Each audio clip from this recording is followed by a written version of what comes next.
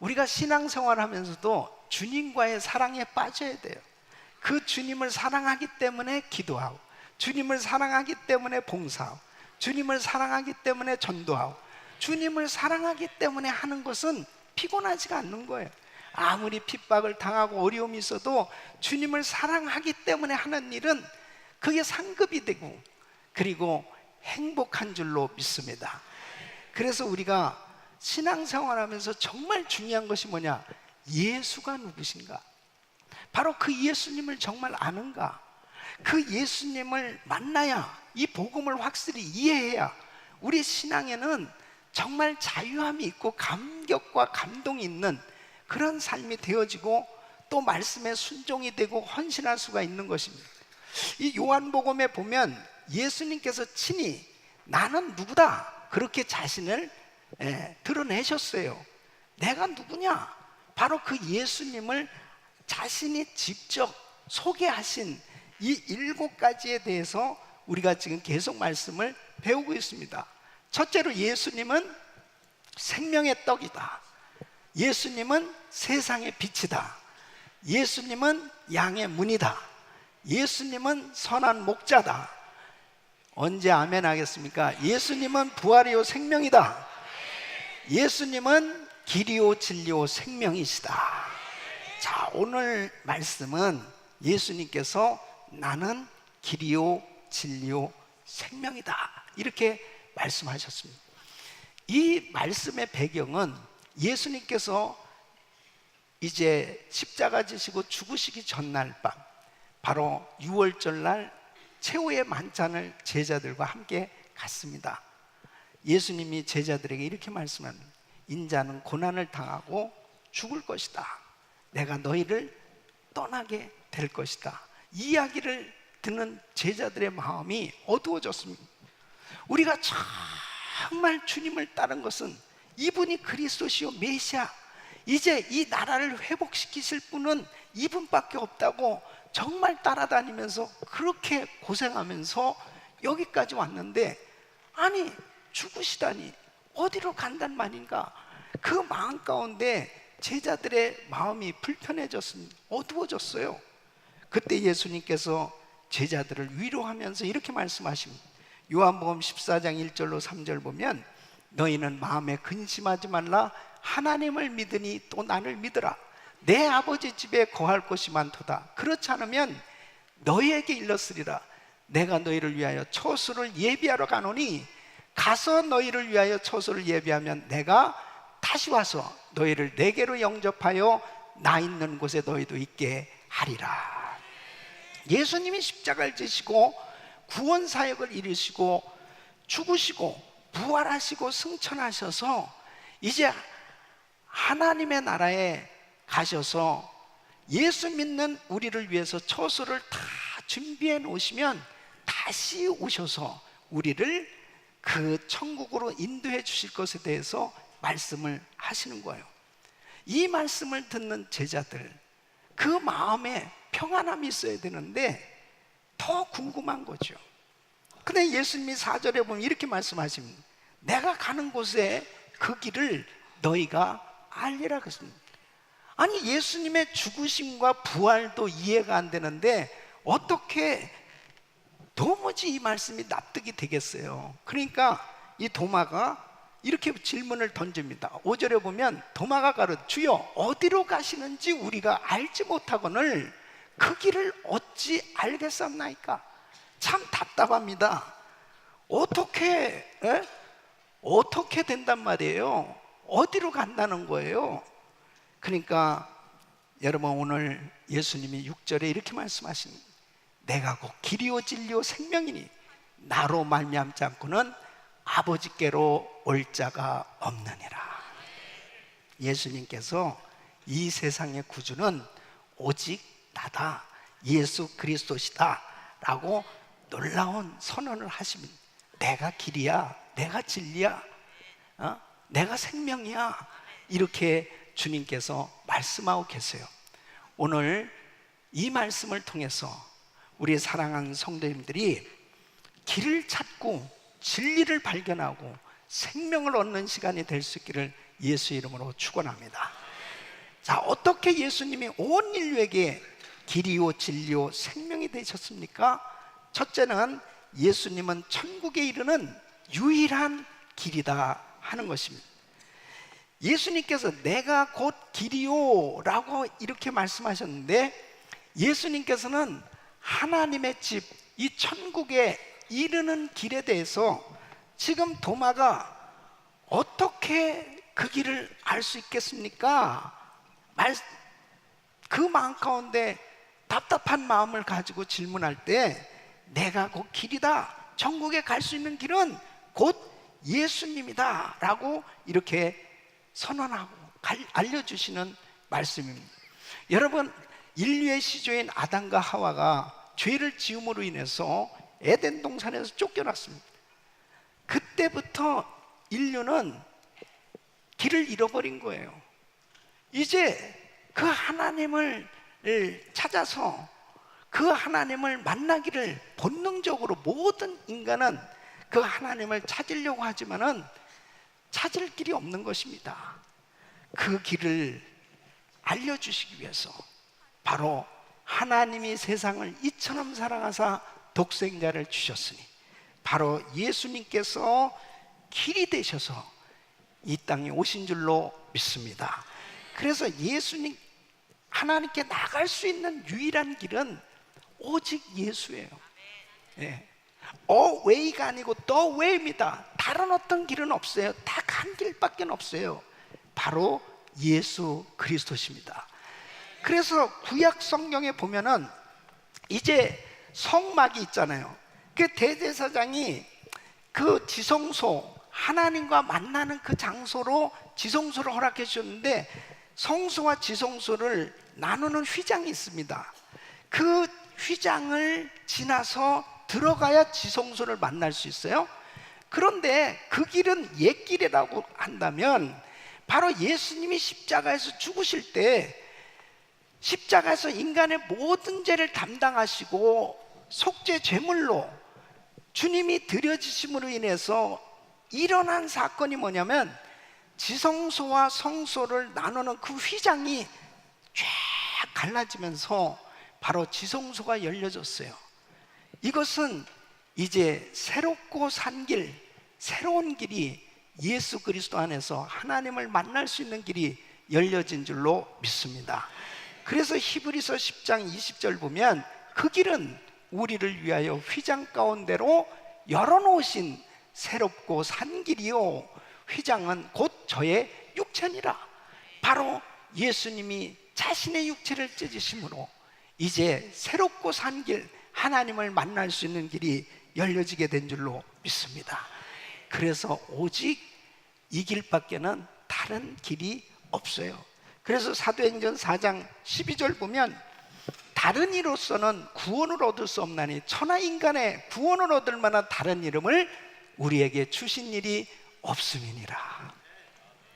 여러분, 사람들은 어디로 가는지 몰라요. 이 세상 사람들은 내가 어디서 와서 왜 살면 어디로 가는지를 모릅니다. 그 길을 몰라요. 그 답을 찾고 있는 거예요. 그런데 예수님 만나면 그 길이 확실하게 열려지는 줄로 믿습니다. 확실하게 열려지는 것입니다. 여러분, 공자는 아침에 도를 들으면 저녁에 죽어도 좋다고 했습니다. 그러니까 이 유교에 익숙해져서 유교의 영향을 받은 한국 사람들은 이 도를 찾아서 헤매합니다. 그래서 불교에서도 수행을 하고 고행을 하고 선행을 하면서 그 도를 깨달으려고 하는 거예요. 또 과학자들은 공부를 하고 철학자 지식을 통해서 많은 종교들을 통해서 그렇게 노력을 하는 것은 뭐냐면, 어떻게 하면은 그 길을 찾을 수 있을까? 그 길을 찾을 수 있을까? 그래서 노력을 하는 거예요. 근데 다른 길이 없다니까요. 다른 길은 다 헛수고예요. 오직 한 길, 예수 그리스도십니다. 그분을 딱 만날 때 그때 쫙 열려지는 거예요. 예. 그 해답을 얻게 되는 거죠. 이거구나. 예. 여러분, 스탠리 존 선교사님이 이제 선교를 하다가 밀림에 들어가게 됐는데 길을 잃어버린 거예요. 그러니까 그 원주민에게 이제 물어봅니다. 길 좀 가르쳐 달라고. 그러니까 이 사람이 나무를 하다가 잠깐 기다리라고 그랬어요. 그런데 계속 기다려도 그냥 나무만 계속 하고 지금 길 좀 가르쳐 달라는 게 잠깐 기다리라고. 근데 거의 8시간 동안 나무만 계속 자기 할 일만 하고 이제 거의 어두워져서 그 모든 걸 다 준비해가지고 나를 따라오시오. 그 어두운 데 가는데 이거 어디로 가는지 이게 길이 맞냐고 길이 있냐고 그러니까 여기는 길이 없다고. 아니 그럼 어떻게 하냐? 내가 가는 것이 길이라고 그러더라고요. 예?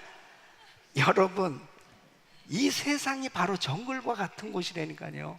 길이 없어요. 그러니까 사람들이 길을 잃고 헤매는 겁니다. 이게 길일까 저게 길일까, 그게 헤매는 거예요. 예. 이 종교 저 종교 찾아다니고 정말 방황하는 거예요. 그러다가 결국 뭐가 있나 아무것도 없다고 생각하는 거예요. 그러다가 결정적인 순간에 예수님 만나면 길을 발견하게 되는 줄로 믿습니다. 예수님이 길이에요. 여러분, 한국의 지성의 대표가 되시는 이어령 교수님 있잖아요. 예. 그분의 딸을 이미나 나중에 전사하면 이분이 이 남가주에서 변호사였습니다. 저도 잘 아는데, 근데 이 눈이 점점 실명이 되는 거예요. 어느 날 그래서 아버지한테 전한, 아버지, 내 눈이 이제 실명 위기가 왔습니다. 이제 설거지하는 그릇도 안 보이고 앞이 잘 안 보여요. 이 아버지가 딸을 사랑하니까 이어령 씨는 전혀 예수를 안 믿습니다. 근데 아버지, 정말 저를 위해서 예수 믿고 기도 좀 해주세요. 그러니까 딸을 사랑하니까 저절로 이런 서원이 됐답니다. 만일 우리 딸이 어제 본 것을 내일 볼 수 있고 오늘 본 내 얼굴을 내일 또 볼 수 있게 해주신다면, 그래도 저는 글 쓰는 재주가 있고 사람들에게 말하는 재주는 좀 있으니까 제가 이것을 하나님 앞에 드리겠습니다. 하나님, 우리 딸 앞을 보게 해달라고. 그렇게 저절로 소원을 했답니다. 그러고 난 다음에 이제 이 딸을 만나서 데리고 한국을 나오게 됐는데, 그게 한 7개월 정도 지냈대요. 이 병원에 갔는데 정말 놀라운 일이 벌어진 거예요. 이 망막이 떨어졌다고 그러는데 그것이 정상으로 붙게 된 거예요. 그래가지고 보게 됐다는 것입니다. 그러니까 약속을 했잖아요. 딸하고도 약속을 했고 하나님하고도 약속을 했어요. 세례를 받고 예수를 믿게 됐다는. 이분은 전혀 예수님을 모르고 살던 분인데 바로 예수를 믿고 난 다음에 이 길이 있구나, 이 길을 발견했다는 거죠. 이 길이 진정한 영원한 생명을 얻을 수 있는, 영원한 은혜를 받을 수 있는 길이라는 사실을 발견했다는. 사랑하는 성도 여러분, 예수님만이 길이십니다. 다른 것으로 방황하지 마세요. 방황하시는 분이 있다면 방황하지 마세요. 오직 한 길, 예수. 그 길로 가면 삽니다. 두 번째는 예수님은 창조주 하나님께 나아가는 길을 보여주는 유일한 진리다. 내가 곧 길이요 진리요 그랬습니다. 예수님이 말씀하신 진리라는 것은 바로 하나님의 말씀을 의미하는 것입니다. 예수님이 곧 하나님의 말씀이라는 거예요. 요한복음 1장 1절로 3절에 보면 태초에 말씀이 계십니다. 이 말씀이 하나님과 함께 계셨으니 이 말씀은 곧 하나님이시니라. 그가 태초에 하나님과 함께 계셨고 만물이 그로 말미암아 지은 바 되었으니 지은 것이 하나도 그가 없이는 된 것이 없느니라. 바로 우리 예수님은 영원 전부터 하나님과 함께 하셨고 바로 말씀으로 천지를 창조하신 하나님이라고 선언하고 있어요. 우리 예수님이 하나님이신 줄로 믿습니다. 우리 예수님이 하나님의 말씀인 줄로 믿습니다. 그래서 예수님이 진리라는 거예요. 그러므로 요한복음 5장 33절에 보면 바로 세례 요한도 진리에 대하여 증거하고 있다, 그렇게 말씀하고 있습니다. 요한복음 8장 31절로 32절 보면 우리 같이 읽습니다. 시작. 그러므로 예수께서 자기를 믿은 유대인들에게 이르시되 너희가 내 말에 거하면 참 내 제자가 되고 진리를 알지니 진리가 너희를 자유케 하리라. 아멘. 이 진리를 만나면 자유하게 되는 거예요. 정말 죄에 묶여 있고 이 죄의 종로로 타고 있고 죄의 사슬에 꽁꽁 묶여 있었던 사람이 예수님을 만난 순간, 진리 대신 예수님을 만난 순간 진리로 자유함을 얻게 되는 겁니다. 죄에서 자유함을 얻게 되는 겁니다. 질병에서 자유함을 얻게 되는 것입니다. 마귀에게서 자유함을 얻게 되는 것입니다. 그러니까 묶여있던 것들이 풀어지는 역사가 일어나는 거예요. 진정한 자유는 예수 안에만 있지 다른 곳에서는 자유함이 없어요. 그러니까 진리를 발견해야 자유함이 임하는 거예요. 여러분, 마음의 미움과 두려움을 어떻게 해결할 수 있습니까? 아니, 약을 딱 먹었더니 그냥 미움이 싹 사라져. 약을 딱 먹었더니 그냥 두려움이 싹 사라져. 그런 약이 있다면 얼마나 좋겠어요. 그런 약만 개발하면 아마 그 사람은 재벌될 거예요. 딱 먹는 순간에 미움이 싹 사라져. 근데 여러분, 참 신기하죠. 이 미움, 시기, 질투, 두려움, 이런 거는요 해결이 안 돼요. 그런데 예수님 만나면 해결됩니다. 그리고 정말 예수 안에서 하나님의 말씀을 깨닫게 되어지는 그 순간에 완전히 자유함을 누립니다. 이런 은혜가 어디 있냐고요. 베트남 전쟁 때 미군이 이 트렘방 마을에 네이팜 탄 폭탄을 투하했다. 그러니까 그 마을이 순식간에 불바다가 된 거예요. 그때 그 한 소녀가 3도 화상을 입으면서 막 거기에서 나오는, 그 마을에서 불이 붙은 가운데 막 나온 그것을 그 AP통신의 이 닉 웃 기자가 그걸 찍었어요. 그래서 그 사진이 플리처상을 받게 되죠. 그 소녀의 이름은 킴 푹이라고 하는 그 자매인데, 나중에 이 세계 평화를 위해서 유엔 홍보대사가 됩니다. 그 인터뷰를 하는데 이 자매가 이런 말을 해요.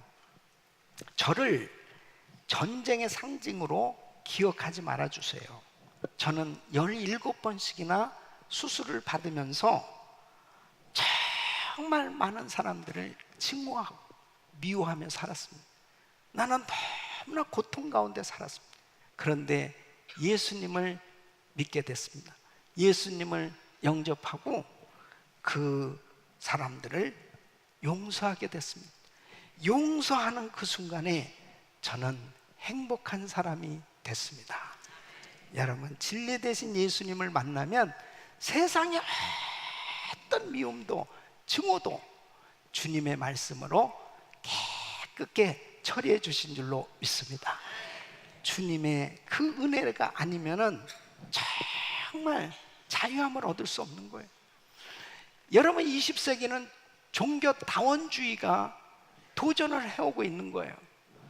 어떤 것으로도 다 구원을 받을 수도 있다는 거예요. 다른 종교들도 다 인정해야 된다는 거예요.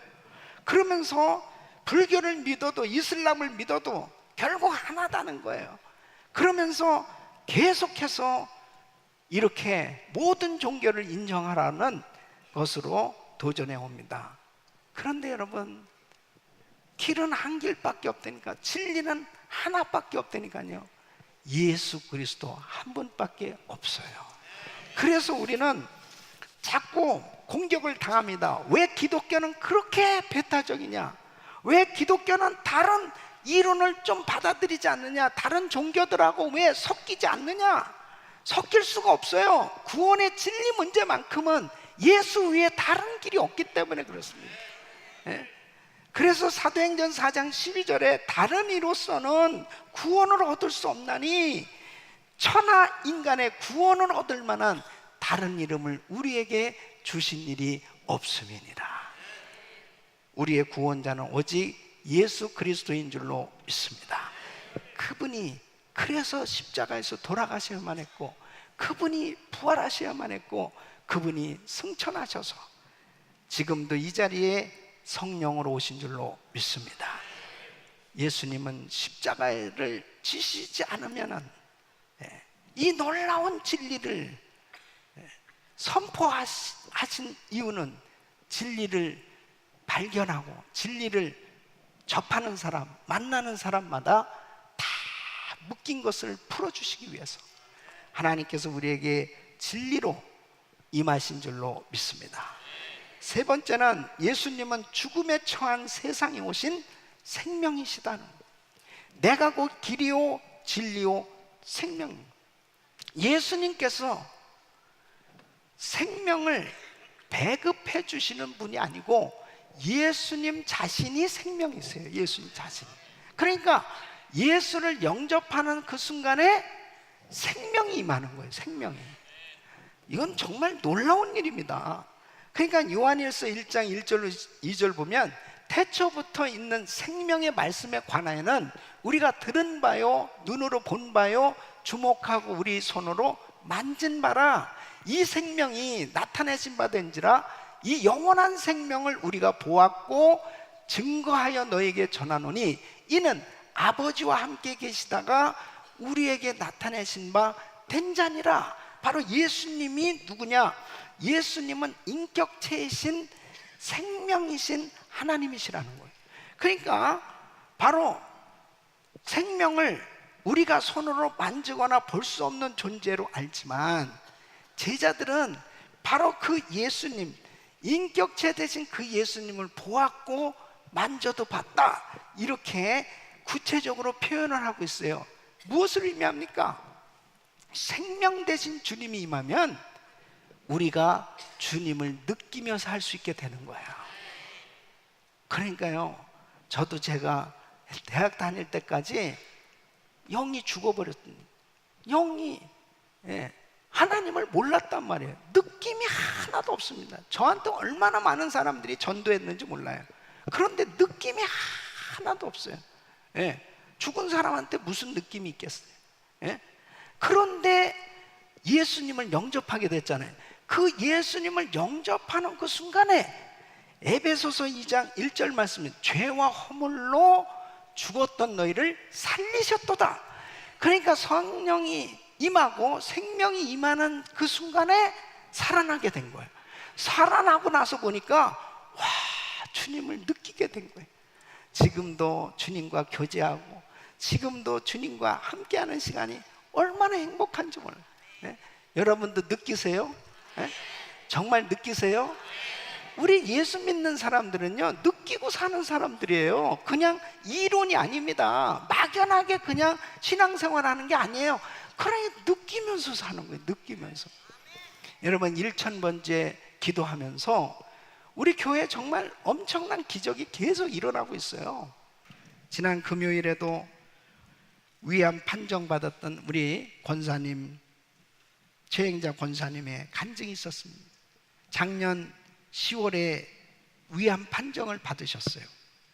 그래서 그동안에 그 종양을 제거하는 그러한 수술 제거하는 것도 몇 번 받으셨는데 이제 최종적으로는 의사가 이 암이기 때문에 위의 3분의 1을 절단해야 한다 하는 판정을 받은 거예요.